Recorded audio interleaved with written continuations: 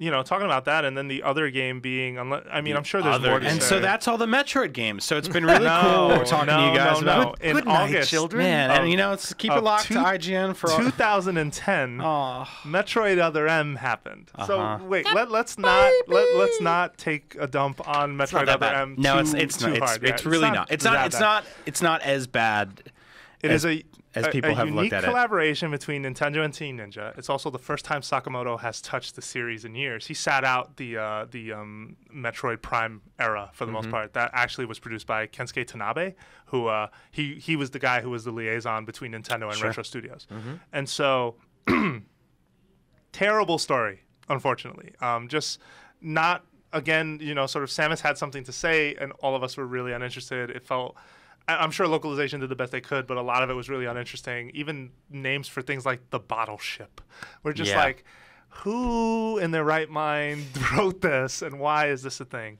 It had decent mechanics, though, to be fair. Like, it did figure out how to do the one controller to sort of have first-person elements like Metroid Prime, but also still be an exploration game. But it didn't feel right, because putting all that stuff to the D-pad was not maybe the best why idea did it have for. to be only on the freaking They wanted remote? Simplicity. So they've had interviews where How's that basically simple? It wasn't stupid. simple. it was one interface. It's sort of like holding an NES controller again to them. That's what they wanted to recapture. If the NES controller was not at all comfortable to hold that way. No, here was the thing. Like, I feel like, again, to this day, I feel like turning the Wii remote sideways is a compromise. It's a, hey, I don't have enough money to buy a real controller. Like, that's what it feels like to me. It does not feel comfortable to reach over and hit that little trigger underneath with your finger in Smash Brothers. Nor did it feel comfortable to hit the big what was the A button on top. And, like, it never felt right. And I actually really liked the grip on the nunchuck and holding both controllers at the same time. So it was baffling to me that with the additional buttons and like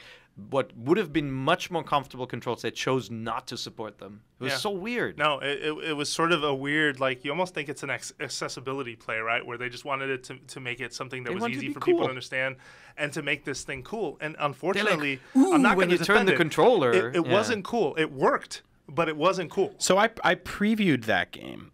And I went to a preview event for it, and they brought a bunch of us into a room in a night. I think it was like the W Hotel in San Francisco. And what they do in a situation like that, as you guys know, is they rent out a whole floor and they get a bunch of this whole hall and they transform into something and they put dark curtains up everywhere. Then an earthquake happened. No, God. Go ahead. And then they put up a bunch of an earthquake. What is that? Earthquake. Is that that's a New York earthquake? Exactly. Don't do this now. So there's like 6 rooms in a row, and they're all made of curtains, and there's just little TVs. And you sit down in front of the couches. There were these little Metroid statues. And we all went in, and I sat down, and they said, we're going to be playing the new game, Metroid Other M. And I walked into the room, and I sat down. And I was like, you forgot the nunchuck. There's only a Wii remote in there. And they're like, no, you play the whole game with the Wii remote. And I was like, oh, shit. So they close the curtain thing, and I sit down, and I'm playing it, and you're just playing it sideways. And I'm like, this is kind of like Super Metroid. I kind of like this idea. It's a more action-oriented. It's pretty smart. And then something happened. It was almost like a QTE, and you had to flip the controller and point it at the screen and then turn it back. And I thought it was one of the most disorienting moves in the history of video games. It takes some adjustment to do that. Yeah. And I walked out of the preview kind of scratching my head. And it's interesting because as I was walking out, the PR person was like, what did you think? Do you like it? And I was just like, yeah, love it. And then I left, and I came back to IGN and talked to a bunch of people, and we were all like, man, I would have told them, like, hey, no offense, but you guys got some good things and some, what is this about? Well, it's like usually it's not that guy making the game. No, it's sort of like yelling at your waiter when well, I don't mean yell. I would tell them. Yeah. Anyway. I feel like they fell in love with the concept, right? Like, the concept is you're holding this controller, and then it's almost like you're drawing the gun from your hip and pointing at the screen, right? Like, they felt like it meant, like, okay, now I'm springing to action, and I'm shooting my gun at the screen. Yeah. And they fell in love with that concept when, in fact, I have met only few people who said that was successful and worked, and who wouldn't have preferred a different setup. And they worked it into boss fights. I remember one of the early boss fights in that game. You have to use, I think it's like an ice beam to freeze certain parts of them, and then you switch to the missile to shoot the frozen ice portion. And it did feel good here and there, you know? And I will say, a lot of people talk about that game in a negative way. Including us. Over the controls, which I think, I just had a problem with. I just talked about that. But in the grand scheme of things, it wasn't my biggest problem. A lot of people get mad at the characters and the storyline. Young Samus was annoying, right? Young Samus was annoying. The thumb thing, like her. Who was it? Adam, her boyfriend or whatever. So it incorporates Adam Malkovich, who was part of the Metroid Fusion storyline. And a lot of people had a problem with that. I was like, this is unnecessary, but this is not a deal breaker for me. This is a backdrop to me. My problems with Other M were that it was the way I talked about Fusion before, about how you're in a spaceship and there's a lava room or there's a forest room. But all of the things in that game, they were simulations. So basically you would walk into a room and this holographic simulation of a lava monster would show up. You weren't really fighting any of it. And you never felt powerful because instead of gaining powers and attributes, you would have a voice over the loudspeaker, hey, I'll let you use your ice beam in here. Oh, thanks. Thanks a lot. That was really dumb. Yeah. Yes. The fact that Samus was subservient to basically to a traffic cop telling you how fast you could drive. Like, it was unbelievable to me. Like, Samus is a badass. And those games are about making your character stronger and stronger and destroying enemies around you in a fashion that you couldn't do in the first hour. And this game, no matter how far you were, would say, you can use missiles in here. Yeah, and it would have been cool if there was a point to it, right? Like, if Samus had actually grown to be uncontrollable in, like, a bigger... Like, if the storyline had built up to the fact that she was kind of suppressed and then, like, broke out. But the story... It didn't flow right. No. Like, it never got to, like, a satisfying conclusion that way. I did, like, going back to the game, I did enjoy a lot of things about it. I do feel like in parts it really feels like a Metroid game. There's some cool bosses. I don't like 3D movement with a D-pad, with a digital D-pad. I thought that was awkward. Also, right? the sections where they put the camera behind you and you're kind of exploring like a detective did not work. But what was then that about? The story, I kind of chuckled at it from time to time. I'm like, man, this is like an anime. You know, it's like a Japanese anime where, like, there are really cool ideas, some crazy concepts, and then some stuff where you're like, what? You know? Well, and it starts at a point that is sacred to a lot of Metroid fans, which is the boss fight with Mother Brain at the end of Super Metroid. Yeah. And they have this elaborate cutscene. It's like, hey, guys, remember this? We're not going to do anything like this in this game. Yeah. And, you know, I guess to some degree, and maybe this is hype, like me kind of hyping this up, but Metroid fans felt betrayed. Yeah. It's like, what happened? But, I'm ready to forgive because it feels like I went to a friend's house and they cooked a bad meal and then they never wanted to cook again after that. And now I'm like, look, the meal was bad, but I'm over it. I'm ready to come to your house. I want to eat more. I'm starving. Yeah, no, again, I think I kind of want to replay this game. Like, I want to go back and replay it. Honestly, I want to replay all the Metroid Prime me games. too. After Super this Metroid podcast, I recently played, which it's just so awesome. No. But I want to check out Other M again and see, like, if it holds up at all. I do remember thinking everybody is angry about the decisions made with the story and the controls, and I'm not actually seeing all the good in the game as well, which there were some really clever ideas. The dodge mechanic was awesome. How if you, like, just tap the D-pad when something was coming at you, you would automatically do like a barrel sort of like roll or a barrel roll. Sure. And you would come up and you'd be firing. It was cool. You'd be locked on. Yeah, they had like cool little slow motion ideas like that, but ultimately it did not pan out the way we want. Let me ask you guys this. Has Metroid run its course? I see. So this is what I don't understand, right? And this is what baffles me. Like, you right in front of you right now, you have your Super Smash Brothers limited edition 3DS. There's a picture of Samus on it.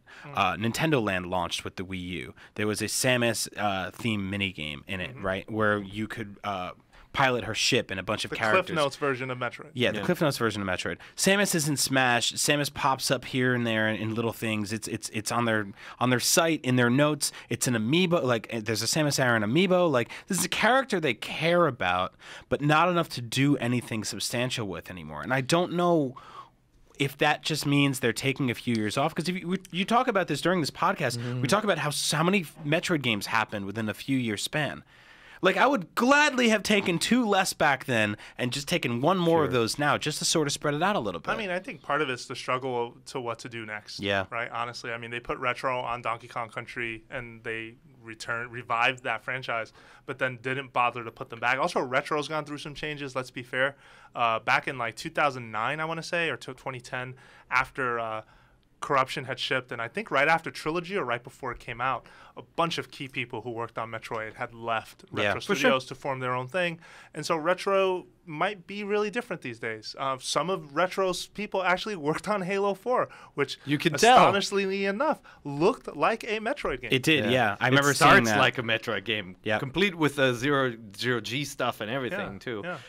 No, I do think like Metroid is one of those franchises where like the core EAD team and R&D teams don't quite own it anymore, and so I think they were happy to find a new custodian in Retro. And then after the third game, it had run its course. Like there was definitely a bit of a fatigue where you thought like, all right, that's as far as they can take it with this franchise on this kind of hardware. Now some time has passed. Like I feel like what Nintendo should have done, and as we talk about franchise care, you got to keep a franchise alive by releasing new games. Earthbound's a great example where a once beloved franchise is so dormant now, right? Yeah. Even though people love the characters in Smash Brothers, but they should have taken at least the 2D Metroid concept and gone to Chair Entertainment or a capable 2D developer out there and said, okay, we're going to give you a storyline, some basic ideas, and you run with it, and it would have been a good game. 100%. I'm totally with you on that. Yeah, but instead, everyone on Kickstarter is trying to make that game. Well, and everybody's it kind of gets on making- my nerves. Like every other week, I feel like there's another freaking Metroid project that someone's trying to revive, and I'm like, no, like I want something that's going to be the next step. Well, the king hasn't again. walked into the room yet and thrown the but I crown don't- down on the ground and kicked some ass. Like that's the problem. Yeah, and I don't want to be rude to those guys because I appreciate what they're doing. Like at the end of the day, they're making a game in a genre that they love, and we love that genre too. But I want the next thing that is Metroid, and not a cover song. Yeah, exactly. I've heard enough covers at this point. I want the real thing. Well, but that puts more pressure on the next thing to be something special, right? Because some of these indie projects are really, really good. There's some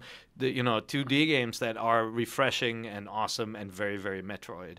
And so Nintendo either finds a capable external developer, or they put one of their teams that's wasting their time, quite frankly, on a Kirby game, on a 2D game like that for once. Calling them right? out. No. Like I mean, I like the Kirby games. They're great for kids, and I enjoy playing them too. But like, there sure is a lot of them compared to Metroid games, right? And so instead of coming up with yet another knitted Kirby game or something, or another Yoshi game, let's try new Super Metroid. Like and I love what you said too about sort of having a 2D one happen in the interim, in the time that it takes them to figure out what to do with the 3D one next. Like, play with the interest there. Like, do a 2D one. And what I was talking about with Jose the other day, an awesome example of how to do something like that is to give Metroid 2 the sort of zero mission treatment.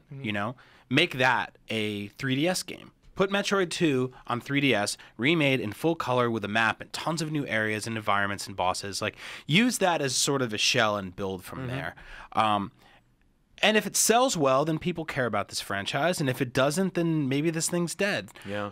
But in the time it takes you to find the developer and find the direction, do you want it third person, first person? Is it an action platformer? Is it a survival horror? Whatever you want to figure out. In the meantime, just give me a damn 2D Metroid game to play. So what would you guys think if, at E3 Nintendo announces Metroid made by Namco Bandai? Well, there was that thing what was it? Did you get that last part? Yeah, that's what he's doing. That could happen, right? Okay, like I could deal with that. It could also happen that it's Retro, right? Because we know Retro's next game started. It started months ago. Yeah. They've been working on it for a bit. They're not ready to tell anyone what it is. If it's Donkey Kong Country 3, there will be a lot of disappointment, and I'm sure people at Nintendo who either have access to this or know people who listen to this know for a fact that if they show up at E3 and it is Donkey Kong Country Returns, it won't be Donkey Kong 3. Country. Was it there last will be year? riots in the streets. It'll be Donkey Kong 65.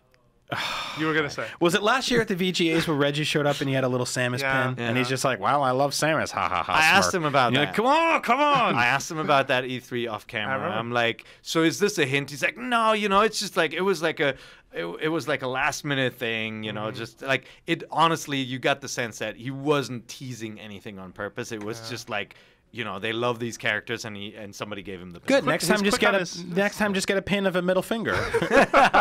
No, but I do want to see if Retro can do another Metroid Prime style game, or at this point they could probably do a third person one, because so many games have come out since then who've shown that the third person perspective in a shooter can work. And Metroid Prime came out at a time where Nintendo was really worried about third person shooters because of Jet Force Gemini and some of the games that weren't as well received comparatively to this. So I would love to see Retro do it. Retro got a lot of flack back when they made Metroid 2, where if you read stories about the making, sometimes people say Nintendo came in and fixed the whole project. It's like, come on, give me a break. You know what they had must have looked really, really good already. There's no way to just come in, say, make this first person, and then magically everything works. Yep. Like the core of the game and the quality of the design was already there before they made that decision. Yeah. So your message, bounty hunters, hang on to hope.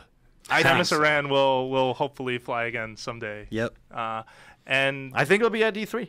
I think the this next announcement. E3 I think the announcement will be have at it? E3. Yeah, That's ballsy, but Yeah. you have said ballsy things on this show before, and some have panned out. So Yeah. we will see. What can I say? He can see into the future. He's a medium. Deal. Thank you for listening to Nintendo Voice Chat. This was a very long special episode. Please don't expect these every week, but why not? Metroid, we love it. We know you love it, and we wanted to talk about it. So we are a weekly show on IGN, but we are not the only podcast on IGN. There are plenty of other podcasts and shows and features and videos, and we would love if you came to the site and checked them out, because some of them are really worth your time. Also, if you like Nintendo Voice Chat, and again, you can download us on any podcast service that you use, head on over to iTunes, leave us a review, or send us feedback, nvc@ign.com. Also, for you listener, send us your impressions on, pick a Metroid game, send us your impressions, write up a couple of sentences. We'll read a couple on the air next week, your Metroid memories as they were. So, with that, we're at the end of the show. You can find Brian Altano at, Agent Bizzle. you can find Pear at, Pair IGN. and you can find myself, Jose_Otero, on Twitter. Head off into the galaxy, which is now dormant and maybe at peace. But Metroid will be back, we promise. Hopefully. We hope. And we'll see you next week. Good night.